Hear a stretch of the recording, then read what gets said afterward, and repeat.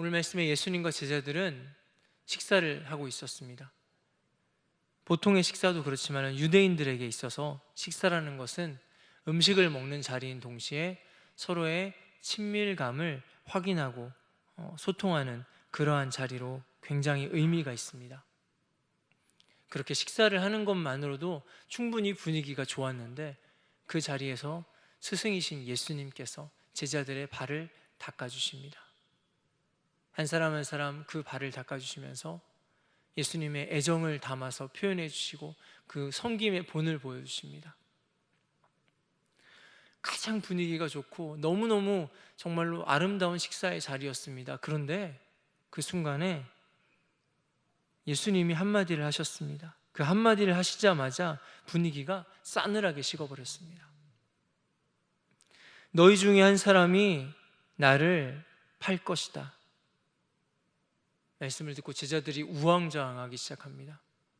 혹시 나인가? 예수님 저는 아니지요. 예수님 저는 아니지요. 지금까지 함께한 시간이 얼마인데 이 눈앞에서 예수님의 말씀을 그렇게도 많이 들었고 예수님의 기적을 많이 보았음에도 불구하고 오늘 이 말씀은 이해를 할 수가 없는 말씀이었습니다. 그 후로 음식을 먹기는 먹는데 이 음식이 입으로 들어가는지 코로 들어가는지 알 수가 없습니다. 다들 아무 말도 못하고 눈치를 보면서 이렇게 음식을 먹고 있는데 베드로가 도저히 답답해서 참을 수가 없었던 것 같습니다. 예수님 가까이 누워있는 요한에게 신호를 보냅니다. 예수님 가까이 누워있다고 말씀한다면은 유대인들의 식사의 모습을 우리가 생각해 보면 알 수 있습니다. 유대인들이 비스듬히 기대에 누워서 식사를 합니다. 그리고 예수님 바로 옆에 앉아 있는, 그러니까 예수님 바로 옆에 기대에 누운 그 제자는 거의 예수님의 가슴에 기대어 있는 모양이 됩니다.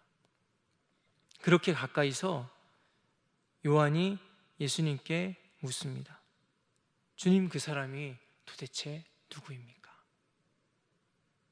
그런데 예수님이 명확하게 대답을 해주시지 않습니다.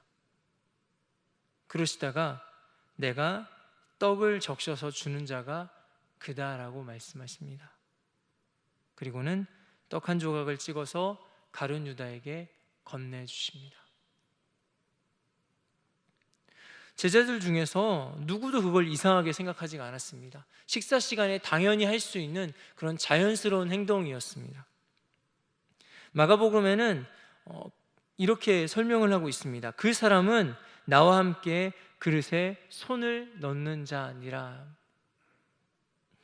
그렇게 기록되어 있는 것까지 본다면은 다들 같이 식사하는 자리에서 제자들 중에 한 명이다라고까지만 이해하고 누가 배신자인지는 정확하게 밝혀지지가 않았습니다. 오늘 말씀은 사람들에게 최후의 만찬이라고 잘 알려져 있는 그런 말씀의 장면입니다. 그런데 특히나 오늘 요한복음에 나타난 장면은 마치 영화에서 굉장히 여러 사람이 있지만은 주인공 딱 두 사람만 중심으로 장면을 촬영하는 모습과 같습니다. 다른 제자들은 알지 못하고 있지만은 예수님과 가룟 유다 사이에는 묘한 긴장감이 흐르고 있는 것이 바로 오늘 말씀의 장면입니다. 이때 가룟 유다는 이미 예수님을 유대 지도자들에게 팔아 넘기기로 마음 먹고 있었습니다. 예수님이 이스라엘의 구원자고 이스라엘의 왕이 되실 분으로 생각하고 예수님을 따랐습니다. 그리고 실제로 많은 기적들과 사람들이 변화되는 장면을 직접 목격하기도 했습니다. 하지만 시간이 가면 갈수록 가룟 유다는 알게 되었습니다. 느끼게 되었습니다. 예수님께서 말씀하시는 그 구원이 자기가 생각했던 그 이스라엘의 구원과는 다르다는 것을 알게 되었습니다. 예수님이 충분히 그렇게 하실 능력이 있는 분임에도 불구하고 자신과는 방향이 너무너무 다르다는 것을 알게 되었습니다. 그 예수님을 어떻게 해서든지 돌려놓고 싶었기에 극단적인 상황이라도 만들어내기로 유다는 결심을 하고 만 것입니다. 한편 예수님은 그런 가룟 유다를 너무나 잘 알고 계셨습니다. 인자가 사람들의 손에 넘겨지고 고난당하고 죽을 것을 앞서 몇 차례나 이미 말씀하셨습니다. 그리고 오늘 13장에 인자를 사람들의 손에 넘길 자가 제자들에 있다라고 말씀하십니다. 그리고 유다에게 떡을 찍어서 건네 주기까지 하십니다. 예수님이 유다의 생각을 잘 알고 계셨습니다.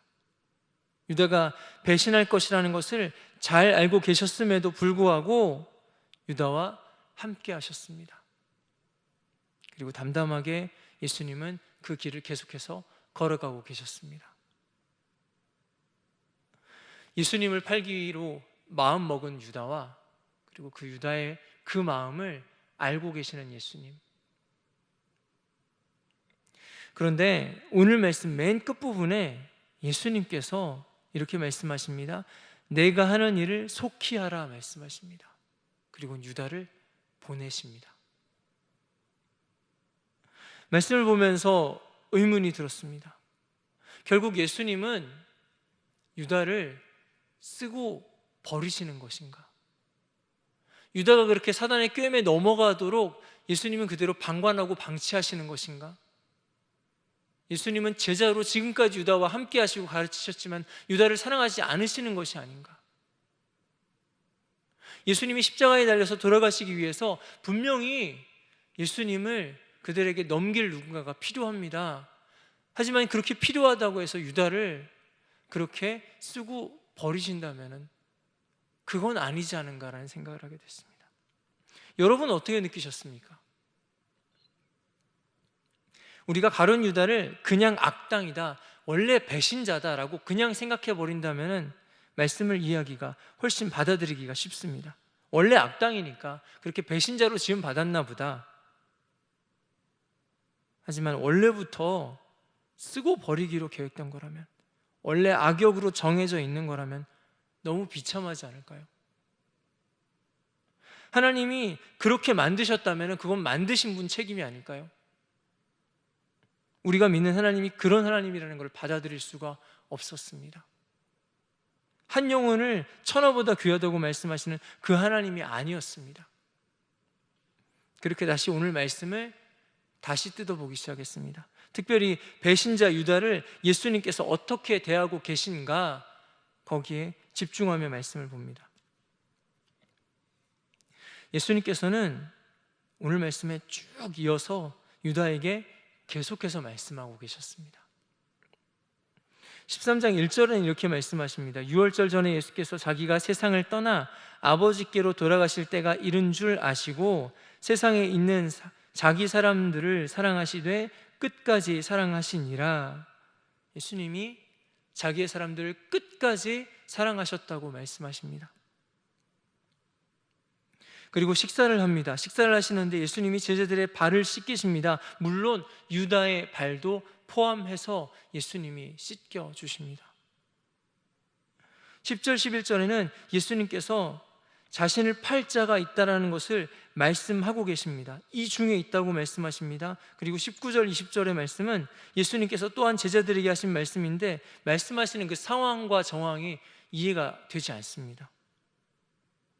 나중에 너희가 믿을 수 있도록 얘기해 두는데, 나 곧 예수님을 영접하는 것이 하나님을 영접하는 것이다 말씀하십니다. 결국에는 예수님이 하나님 보내신 자가 맞다, 예수님이 보내신 자, 하나님 보내신 자가 확실하다, 그러니까 예수님을 영접하라는 얘기입니다. 믿는 제자들을 향해서 할 얘기가 아니라 안 믿는 자들을 위해서 하실 말씀인 것 같습니다. 그런데 이 말씀을 그 앞에 18절 말씀과 이어서 보면은 18절에서 20절의 말씀은 배신자를 향해서 주시는 메시지가 됩니다. 내 떡을 먹는 자 중에 배신할 자가 있다는 걸 내가 분명히 안다. 하지만 하나님이 보내신 자가 분명히 내가 맞다.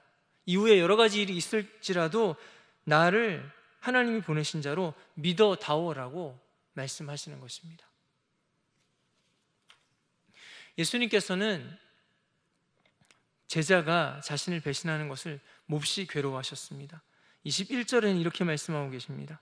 예수께서 이 말씀을 하시고 심령이 괴로워 증언하여 이르시되 내가 진실로 진실로 너희에게 이르노니 너희 중 하나가 나를 팔리라 하시니. 예수님은 그런 괴로운 가운데서도 유다를 포함한 모두가 듣도록 말씀하십니다. 너희 중에 하나가 나를 팔 거야. 그 이야기를 유다가 듣고 있습니다. 그리고 마지막에는 떡을 찍어서 유다에게 건네주십니다. 유다도 분명히 들었을 겁니다. 떡을 찍어서 건네줄 수 있는 거리는 여러분 가까운 거리입니다. 요한이 예수님에게 속삭이듯이 물어봤을 것입니다. 예수님, 도대체 누구입니까? 그런데 바로 가까이 떡을 건네줄 수 있는 바로 옆에, 아마 예수님 맞은편에 있는 자가 유다가 아니었을까 생각합니다. 유다도 분명히 그 얘기를 들었을 것입니다. 그리고는 떡을 찍어서 자신에게 건네주는 예수님을 봅니다. 여러분, 유다가 어떤 사람인지 예수님이 알고 계셨습니다. 그런데 손을 뻗으면 가까이 닿을 만큼 가까이에 유다를 두셨다는 겁니다. 오히려 유다를 안타깝게 생각하시고 더 가까이 두고 아끼셨다는 것입니다. 또한 식사 중에서 떡을 찍어서 전해준다는 것 자체가 오히려 우정과 친밀함의 표현이기도 했습니다. 예수님께서는 계속해서 말씀하십니다. 쉴 새 없이 표현하고 들려주시고 알려주십니다. 유다에게 유다의 마음을 퉁퉁 두드리시면서 계속해서 말씀하십니다. 돌아오라고. 오늘 말씀을 보면서 어릴 적 교실에서 물건이 없어졌을 때의 장면이 떠올랐습니다. 반에서 한 친구의 물건이 없어졌습니다. 보아하니 누군가가 다른 친구의 물건을 훔친 것 같습니다. 하지만은 대개 그 나이 또래 아이들의 범죄가 그렇듯이 조금만 조사해보고 확인해보면 알 수 있는 상황이었습니다. 선생님이 하지만 그 상황에서 누군가를 찝어서 확인하거나 지목하지 않으십니다. 아이들이 전체 있는 곳에서 이야기하십니다. 사람은 누구든지 실수할 수 있다. 하지만은 기회가 있을 때 그 실수를 돌이킬 줄 알아야 한다. 너희 중에 실수한 사람은 그 물건을 내일까지 제자리로 갖다 놔라. 선생님은 너희가 올바른 선택을 할 수 있다고 믿는다. 꼭 그런 모습이었습니다. 다른 제자들은 알지 못했지만 가룟 유다는 분명히 알 수 있었습니다. 아, 이거 나한테 하시는 얘기구나. 예수님이 알고 계시구나. 아, 예수님이 자꾸 나한테 말씀하시는구나. 자꾸 나한테 사인을 주시는구나. 예수님은 계속해서 반복적으로 그리고 점점 더 구체적으로 배신에 대해서 언급하고 계십니다. 그런 예수님께서 자신의 발을 씻어주실 때 유다의 마음은 어땠을까요? 자신을 팔자에 대해서 말씀을 꺼내시고 이 중에 그런 자가 있다라고 말씀하시고 제자 중에서 나를 팔 것이다라고 예수님이 다시 말씀하시고 또 말씀해 주실 때 유다의 마음은 어땠을까요? 예수님이 그 말씀을 하실 때 다른 복음서에서는 오늘 말씀의 동일한 장면에 대해서 또한 기록하고 있습니다. 첫 번째 성찬식이 기록됩니다. 예수님께서 떡을 떼어 기도하시고 제자들에게 나누어 주십니다. 이것은 너희를 위하여 주는 내 몸이다. 또한 예수님께서 잔을 나누어 주십니다. 이것은 많은 사람을 위하여 흘리는 나의 피, 곧 언약의 피다. 예수님의 몸과 피, 그 떡과 잔을 받을 때에 유다는 무슨 생각을 했을까요? 예수님께서 유다의 배신을 다 알고 계십니다. 그런데 정죄하지 않으십니다. 다른 제자들 앞에서 그 모든 것들을 드러내지 않으십니다. 하지만 계속해서 예수님은 유다의 마음을 두드리고 계십니다.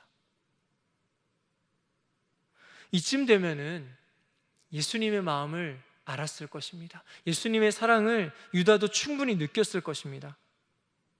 가룟 유다의 마음이 갈등으로 요동칩니다. 예수님에 대한 마음과 자기의 생각들이 섞여서 뒤엉켜서 미칠 것 같습니다. 하지만 유다는 돌이키지 못했습니다.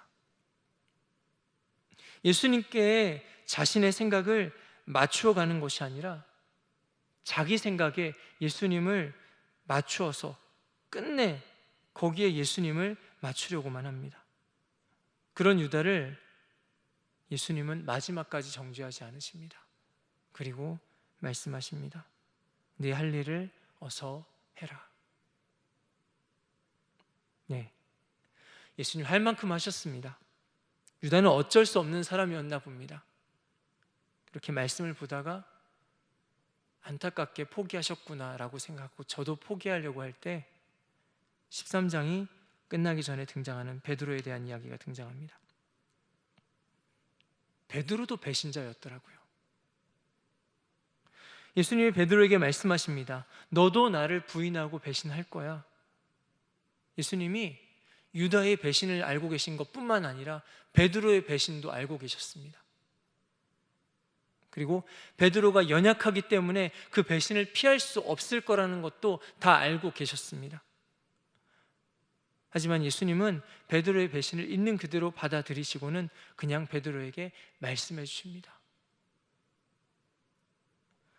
베드로의 배신을 그렇게 말씀해 주신 것 같이 예수님이 말씀하셨다면 유다의 배신도 동일하게 말씀해 주신 것이라면 베드로가 후에 회개하고 주님께 돌아온 것처럼 유다도 예수님을 배신했다가 후에 회개하고 돌아올 수 있지 않을까요?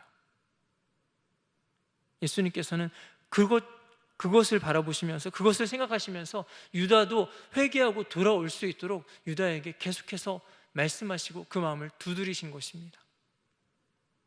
우리는 몰라도 예수님은 충분히 아셨을 것입니다. 지금 약한 유다로서는 이 배신의 유혹을 견뎌낼 수 없다는 것을 알고 계셨습니다. 하지만 후회라도 유다가 돌아오기를 간절히 바라는 그 마음을 오늘 말씀 가룟 유다의 두 손에 가득히 들려서 유다를 보내신 것입니다. 사람들은 어쩌면 우리들도 가룟 유다를 도저히 구제불능인 배신자로 손가락질할지 모릅니다. 다른 죄인은 용서받을 수 있어도 예수님을 팔아서 십자가에 죽게 만든 이 유다만큼은 도저히 용서받을 수 없는 영원한 배반자라고 낙인을 찍어버립니다. 정말 유다의 죄는 다를까요? 정말 유다의 죄는 저와 여러분의 죄와 질적으로 다른 것일까요? 네가 다 굴기 전에 나를 부인하리라 말씀을 들은 베드로는 예수님의 수제자였습니다. 하지만 베드로도 유다와 마찬가지로 예수님이 말씀하신 그 배신, 그 결과를 피하지 못했습니다. 배신자. 그러고 보니까 후에 예수님이 잡혀가실 때의 장면에서 예수님이 잡히시는 그 상황에 제자들 중에 누가 남아 있었을까요? 전부 다 도망갑니다. 단 한 명도 남지 않습니다. 심지어는 옷을 벗어 던지고 살겠다고 도망을 갑니다. 배신자. 저는 한 사람 한 사람 사랑하는 마음으로 영혼들을 품으라고 말씀하시는 주님의 마음을 너무너무 잘 압니다. 하지만 때때로 제 안에 분노와 미움이 있고 그 분노와 미움으로 제 안에서 누군가를 갈기갈기 찢을 때도 있습니다. 때로는 죄와 죽기까지 싸우라는 말씀을 너무너무 잘 알면서도 어느 순간에 죄를 따라가고 타협하는, 그렇게 예수님을 다시 십자가에 못 박는 저를 마주할 때도 있습니다. 배신자. 말씀을 준비하기 전에 그래도 나는 유다와는 가룟 유다랑은 다르다고 생각했습니다. 하지만 말씀을 보다가 배신자 유다를 긍휼히 여기시고 계속해서 그 마음을 두드리시는 예수님을 보게 되었습니다. 그리고 죄인 가룟 유다 옆에 죄인 박호근을 가만히 놓아 보았습니다. 다르지가 않았습니다. 가룟 유다라고 해서 태어날 때부터 악하게 태어나진 않았을 것입니다. 주님의 사랑을 경험하고 그리고 그 사랑에 감격하기도 했을 것입니다. 그 마음속에 하나님의 생각과 사단의 생각 두 마음으로 고민하고 고통스러워할 때도 있었습니다. 때로는 승리할 때도 있었고 때로는 그 가운데서 패배할 때도 있었을 것입니다. 마치 저와 여러분처럼 말입니다. 그래도 나는 달라요. 나는 예수를 팔지는 않아요. 나는 예수님 버리지는 않았어요. 생각하실 수도 있습니다. 하지만 우리도 주님을 배신하고 있다는 사실 아십니까? 예수님이 생명을 주시면서까지 부탁하신 간절한 바람이 있습니다. 너희가 이렇게 살아달라고 간절히 부탁하신 주님의 마음이 있습니다. 우리는 그 마음을 알고 있습니다. 특별하게 신학교 가서 성경을 엄청나게 연구해야만 알 수 있는 것이 아닙니다. 성경을 백독하고 천독해야 알 수 있는 것이 아닙니다. 주의 영이신 성령이 우리 안에서 알려주십니다. 이런 건 하나님이 좋아하시지 않아. 내가 이렇게 산다면 정말로 주님이 기뻐하실 텐데, 이미 우리는 알고 있습니다. 주님이 우리 가운데 말씀해 주십니다. 오늘 유다에게 말씀해 주신 것처럼 우리에게도 말씀해 주십니다. 그럼에도 불구하고 나의 의지로 하나님을 외면하고 어쩔 수 없다고 말하면서 다른 길을 선택하고 딱 이번뿐이야 라고 합리화한다면은, 그렇게 우리가 사탄의 생각을 따라간다면은 배신자입니다. 결국에 오늘 말씀은 예수님을 팔아버린 그런 가룟 유다의 배신에 대한 이야기가 아닙니다. 오늘 말씀은 배신을 당하시면서도, 그것을 다 아시면서도 끝까지 그 사랑을 포기하지 않으시는 우리 주님의 이야기입니다. 그 우리 주님의 사랑의 이야기입니다. 여러분, 가룟 유다뿐이 아닙니다. 예수님께서는 모든 배신자들을 위해서 당신의 살과 피를 주셨습니다. 새 언약에는 예외가 없습니다. 심지어는 예수님을 판 죄인이라고 해도 예외가 되지 않습니다. 그 사랑은 그에게도 부어집니다. 그리고 그 엄청난 은혜는 우리가 거울 앞에 설 때에 그 앞에 보이는 그 죄인을 향해서도 동일하게 부어집니다.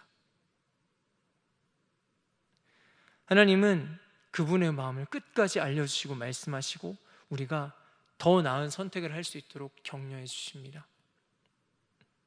가룟 유다만큼 그러한 죄인이라 할지라도 끝까지 포기하지 않으신 주님께서 저와 여러분을 포기하지 않으신다는 것입니다.